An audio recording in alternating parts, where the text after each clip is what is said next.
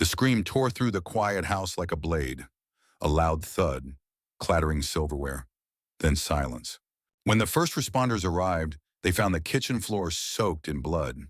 In the corner next to a toppled chair lay the lifeless body of 84-year-old Louise Whitaker. And sitting just a few feet away, his white fur stained red, was Buddy, her beloved Pitbull, the dog she raised since he was a puppy. He didn't run, he didn't bark, he just stared. But this isn't where the story begins. This is where every illusion ends. Before we go deeper, if you believe that real-life stories are sometimes more terrifying and more heartbreaking than fiction, hit that subscribe button. This is Animal Story where nature writes its own script, and it doesn't always have a happy ending. Louise Whitaker wasn't the kind of woman to give up on anything or anyone. She'd lived alone since her husband passed away nearly 20 years ago. Her children were scattered across the country, busy with their own lives. So when she found a tiny pit bull pup shivering under her porch one snowy evening, she didn't hesitate. He was all bones and eyes, she told her neighbor Carol, handing the puppy a blanket-wrapped hot dog. Someone dumped him here, like he didn't matter. She named him Buddy, and from that night forward, he never left her side. Louise treated Buddy like family better than some people treat their grandkids. He had his own bed, his own drawer of toys, a hand-knit scarf in the winter. On Christmas, she even made him a turkey plate. She talked to him like he could understand every word. Maybe he did, but not everyone was on board. "You sure it's smart to keep a pit bull, Lou?" her mailman once asked after Buddy lunged at the gate barking. "He's just protective," Louise smiled. "It's a good thing I live alone." The truth is, Buddy never bit anyone. He never growled at Louise, never snapped. He'd let her trim his nails, dress him in raincoats, and even sing to him off-key while she cooked dinner. He'd lay at her feet for hours, and when she had her arthritis flare-ups, he'd gently nudge her walker toward her with his nose. To her, Buddy wasn't just a dog. He was the only heartbeat in that house besides her own. Over the years, the neighborhood came to know them as a pair, Louise and Buddy. You couldn't spot one without the other. Morning walks at 7:30, grocery trips on Wednesdays, church on Sundays with Buddy waiting patiently in the car. There was even a story in the local paper once Pitbull saved widow from gas leak after Buddy's barking woke her up during a silent gas stove malfunction. People began to say Louise had a special touch with animals. That Buddy was different, special, gentle. But behind closed doors, there were signs. Moments Louise never shared with anyone. Moments when Buddy would stare too long. Moments when his tail wouldn't wag, when his eyes didn't look like the same old dog. Moments that didn't make it into the Christmas cards or Facebook updates. Still, Louise trusted him, loved him, because how could you fear something you raised with your own hands? She believed in love, in loyalty. But what happens when instinct outweighs love? And what happens when the thing you trust most turns on you? Stay with us. The rest of the story may change how you look at loyalty and how close danger might be even when it sleeps at your feet. Louise Whitaker had always been the type to open her door and her heart to anyone in need. She was the neighborhood grandma, the one who handed out full-size candy bars on Halloween, grew tomatoes in her backyard for everyone to take, and always had a pitcher of sweet tea ready even in December. But behind all that warmth was a woman who'd faced more loneliness than most people could handle. Her husband Earl passed away in 2005, stroke sudden. After that, the house felt quieter than silence itself. Her son lived in Seattle, her daughter in Miami, and visits grew fewer as the years went on. That's when Buddy showed up. It was January. Snow had been falling for 3 straight days. Louise heard a noise outside her kitchen window, a soft whimper barely audible over the hum of the heater. She grabbed a flashlight, pulled on her boots, and opened the door. And there he was, a tiny shivering pit bull puppy covered in dirt, one paw slightly twisted. His ribs showed through his skin, his eyes wide with confusion. There was no collar, no tag, no one in sight. Just that trembling little body in the cold. "Jesus," Louise whispered, crouching down. "Where'd you come from, baby?" She wrapped him in an old quilt and brought him inside, heated up some chicken broth and spoon-fed him like a newborn. That night, she set up a cardboard box near the heater and laid beside it until he stopped crying. From that moment on, she wasn't alone anymore.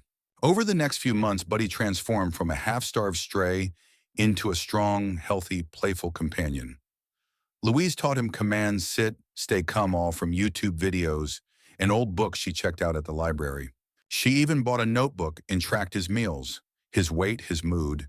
He got regular vet checkups, a blue nylon collar, and his very own name tag that read, "Hi, I'm Buddy. If I'm lost, call Miss Louise." Everyone said the same thing. That's one lucky dog. But Louise would shake her head and say, "No, I'm the lucky one." She wasn't naive. She knew pit bulls came with a reputation. She'd heard the stories dogs snapping owners attacked children mauled. But to her, Buddy wasn't a pit bull. He was her rescue, her second chance, her blessing. When the mailman hesitated near the gate, Louise would laugh it off. "He's harmless unless you're a squirrel," she'd say, patting Buddy's head. When her daughter voiced concerns, "Mom, are you sure this is safe?" Louise would sigh. "I raised 3 kids and a husband. I think I can handle a dog." In many ways, Louise and Buddy had a routine better than most married couples. Morning walks at 7:30, sharp, a bowl of oatmeal for her scrambled eggs for him. He'd nap by her feet as she did crossword puzzles, follow her around the garden, while she pulled weeds and curl up beside her at night on the living room rug. She talked to him like he was a person, told him about her aches, her grandkids, her dreams.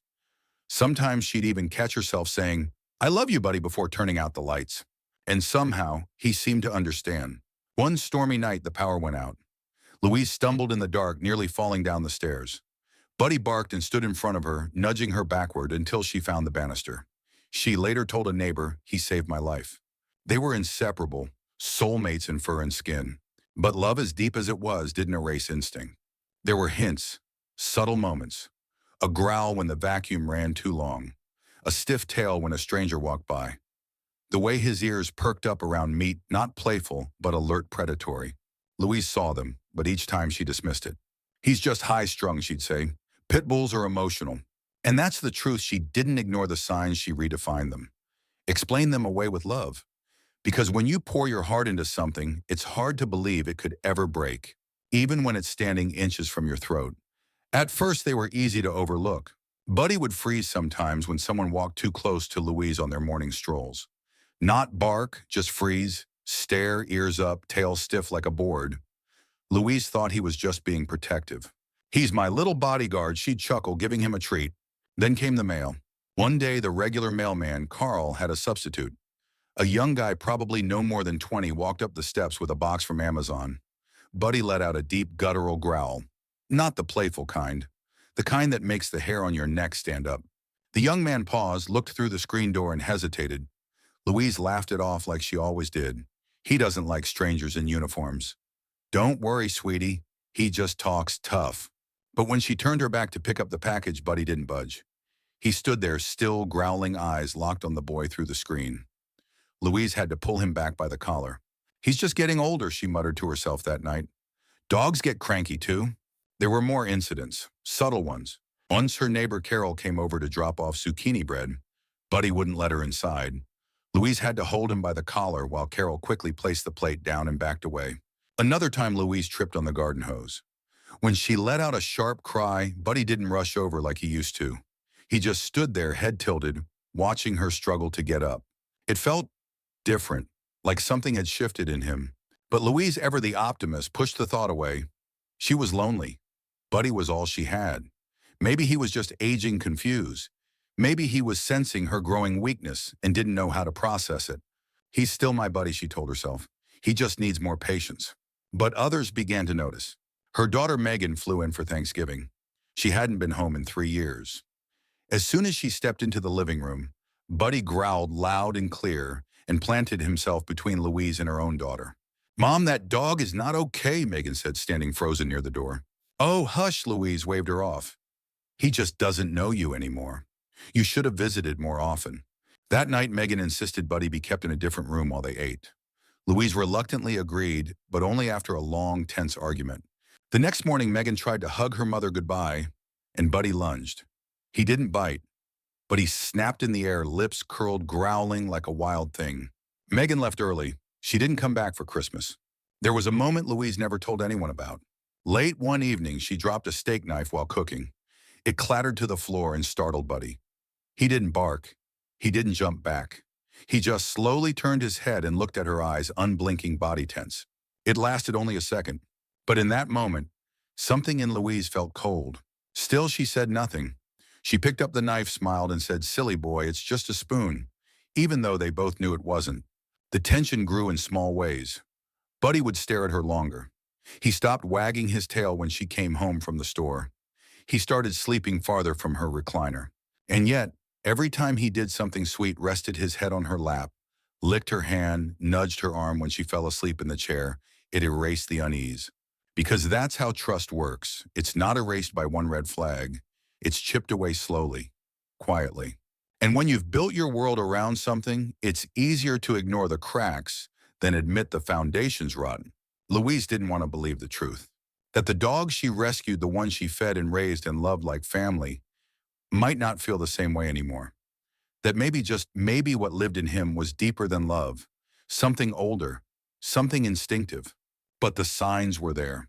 And one winter afternoon, they would come roaring back, teeth first. It was a cold Wednesday afternoon, late February. Clouds hung low, the kind that made everything feel slower, heavier. Louise had just come home from the doctor, arthritis flare-up in her right knee. The nurse told her to rest and stay off her feet, take it easy. But Louise had never been one to sit still. Buddy was waiting by the front door just like always, but he didn't wag his tail. She reached down to pet him and whispered, "Hey, big guy, missed you." He didn't move. Louise headed to the kitchen, limping slightly, her purse slung over one shoulder. She set a pack of chicken thighs on the counter and turned on the oven. The house was quiet except for the low hum of the fridge and the soft clicking of her stove heating up. Buddy sat in the doorway just watching her, unblinking. She didn't notice the way his posture changed. She didn't hear the low growl building in his chest. She was too focused on getting dinner ready, humming to herself, mumbling about how she needed to trim his nails later. Then it happened. She reached for the cutting board. The raw chicken slipped from the plastic, falling to the tile with a wet smack. Louise gasped, bent down with a paper towel in hand, and that's when Buddy lunged. No warning, no barking, just teeth. The first bite hit her forearm.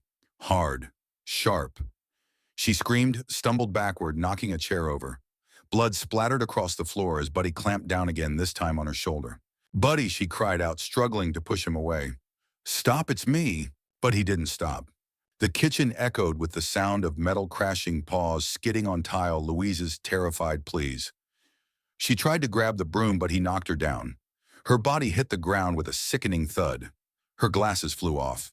Her head bounced once against the floor. She tried to crawl toward the hallway. Her fingers left bloody streaks on the tiles. And still he kept going.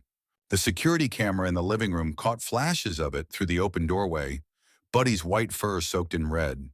Louise's legs jerking in panic, her voice rising, weakening, until it went silent. 10 minutes later, the neighbor Carol knocked on the door. Louise had promised to bring over banana bread. She was never late. When no one answered, Carol peered through the side window and dropped her phone. She didn't scream. She couldn't. Just stood there, frozen in place, staring at a scene no one should ever witness. Buddy stood in the center of the kitchen, panting, blood on his muzzle, his eyes wide but blank, like he didn't understand what had just happened, like he didn't recognize the body lying on the floor next to the open oven door. Carol called 911 with shaking fingers. The recording of her call is hard to listen to. "Please, you need to hurry. She's on the floor, I think." "I think the dog did it. Oh my God, oh my God." Police arrived 8 minutes later. Buddy didn't resist. He didn't charge. He didn't bark. He simply walked over to the far corner of the kitchen, curled into a ball, and lay down beside the fridge like he was tired. 2 officers had to physically lift Louise's body from the floor. She was pronounced dead at the scene. The official cause of death, blood loss from multiple bite wounds to the neck and arms. A forensic veterinarian later stated that the attack showed clear signs of a triggered predatory response. There were no signs of rabies, illness, or provocation. Just a dog, a Pitbull, and a moment. A moment that ended a life and a love story. By the next morning, Louise Whitaker's story was on every local news station in Illinois. By that afternoon, it had gone national. The headline was simple: 84-year-old woman mauled to death by her own pit bull. News anchors used words like tragic, shocking, and unthinkable. But the internet erupted. On Facebook, a neighbor posted a photo of Louise and Buddy taken just 3 months earlier, her sitting on the porch swing, Buddy curled up at her feet like a sleeping angel. The caption read, "She loved him like a child. She didn't deserve this."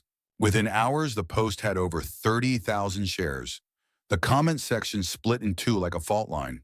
This is why pit bulls should be banned. It's not the breed, it's how you raise them. I blame the family. She was 84. Someone should have taken that dog. Buddy was a victim too.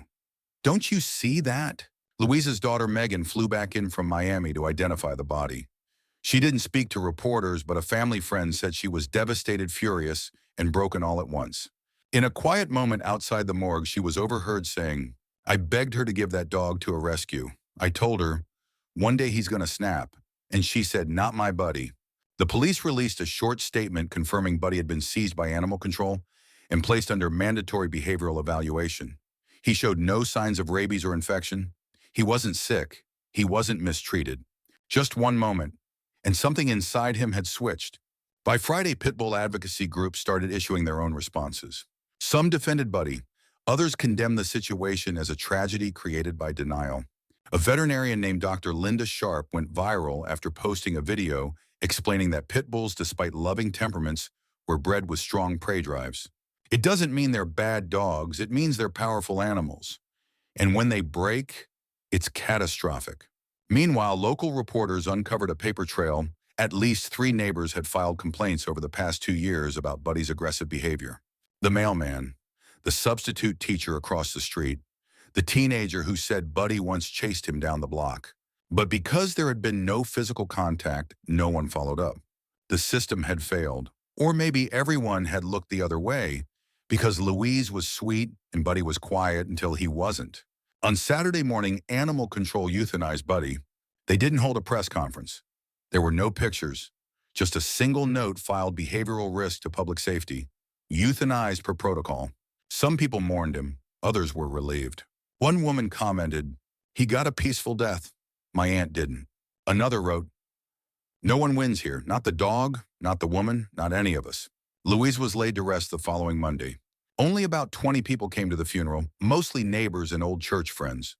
Her family kept it small, quiet, no cameras, no statements. Carol, the woman who called 911, placed a single white rose on the casket and whispered, "I'm sorry I couldn't get there faster." No one blamed her. Everyone blamed something else. The breed, the loneliness, the age, the silence, the love that blinded. That week, a city council member proposed new legislation requiring stricter leash laws and mandatory behavioral assessments for high-risk breeds. It didn't pass, not yet, but the conversation had started. Louise's story became a cautionary tale. In classrooms, in dog shelters, in quiet dinner table conversations where someone would whisper, "Did you hear about the old woman and her pit bull?" And someone else would reply, "Yeah, awful, just awful." The kitchen is silent now. No hum from the fridge. No shuffle of paws on tile. No soft humming from Louise as she preps dinner for one. Just dust, a half-open cabinet, a leash still hanging by the back door. Untouched. Carol, the neighbor, says she can't even walk past the house anymore. "It feels haunted," she told a reporter. "Not by ghosts, but by heartbreak." After the funeral, Megan went through her mother's belongings. She found Buddy's baby collar in a drawer, a worn-out toy shaped like a squirrel tucked under the recliner, and inside the kitchen drawer, a folded-up piece of notebook paper with handwriting that read, "If anything ever happens to me, please take care of Buddy." It was dated 2 years ago. Louise truly believed she had given that dog a better life, and in many ways she had. Buddy came from nothing. He was broken, frightened, abandoned. She nursed him back. She loved him, protected him, spoke to him like a child. She didn't just feed him, she believed in him. And he repaid her, until he didn't. That's the part that people can't let go of. That's the part that leaves a lump in your throat. Because it wasn't some wild stray off the street. It wasn't a dog raised to fight. It wasn't a case of neglect or abuse.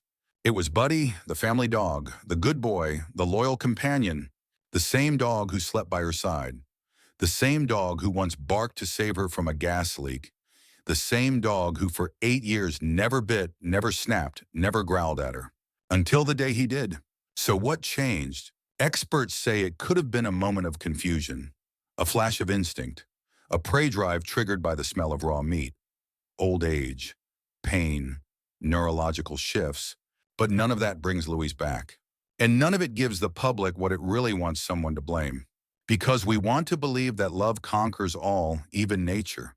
We want to believe that if we raise them right, treat them well, Pour our hearts into them.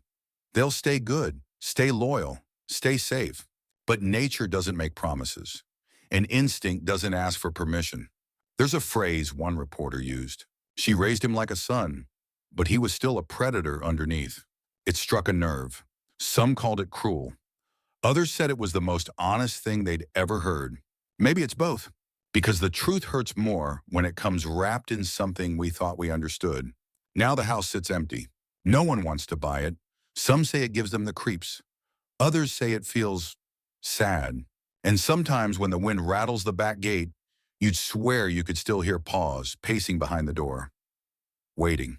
Not for dinner, not for a walk, but for someone who's never coming home. So now we ask you, can you ever really tame instinct? Can you ever love an animal enough to erase what it was born to be? Or are we just borrowing peace from nature until it remembers what it is? Tell us what you think. Was Buddy to blame? Was it the breed, or was it a tragic accident no one could have stopped?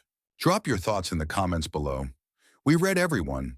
And if these stories leave you speechless, haunted, or just deeply human, subscribe to Animal Story, where nature doesn't ask for permission, and sometimes love has a price.